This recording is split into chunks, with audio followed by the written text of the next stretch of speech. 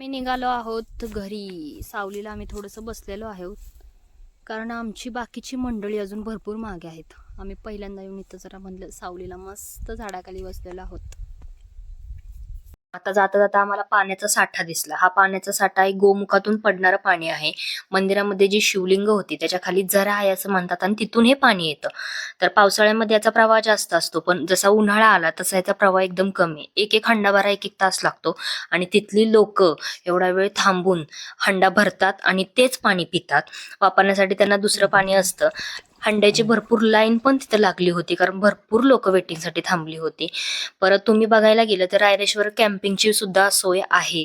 तुम्ही गेला तर वन डे स्टे सुद्धा करू शकता. आणि फायनली आम्ही तिथून निघालो होतो. जाताना आमची फॅमिली एकत्र होती आणि मग त्यानंतर बघायला गेलं तर आम्हाला समोरून एक ट्रॅक्टर दिसला. तर ट्रॅक्टर कसा आला हे बाबांनी सांगितलं की ट्रॅक्टरचे पूर्ण पार्ट्स ओपन करून तो ट्रॅक्टर वरती आणण्यात आला होता.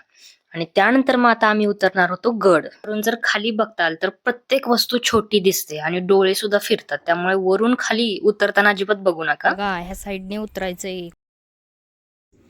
ती बोलली आईच्या बरोबर कोण नाही ना. ते खरं तर आम्ही दादांचीच वाट बघत होतो की ते कसे उतरणार आहेत. काय वरडू ये फायनली आम्ही घर पूर्ण उतरलेलो आहे.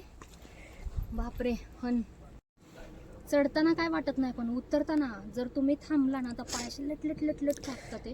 त्यामुळे येताना कृपया करून कोणी थांबू नका, सरळ या आणि सरळ चालत जावा. खरंच एकदा तरी रायरेश्वरला भेट नक्की द्या. छत्रपती शिवाजी महाराज खरंच यांना माझा मानाचा मुजरा असेल की ते रोज इथे जात असतील, उतरत असतील. आज आपण एकदा चढलोय पण खूप बाबा दुखायला लागलेत पाय वगैरे. चला आता आपण फायनली आम्ही घरी चाललेलो आहोत. तुम्ही एकदा येऊन नक्की भेट द्या. Bye bye. बाय.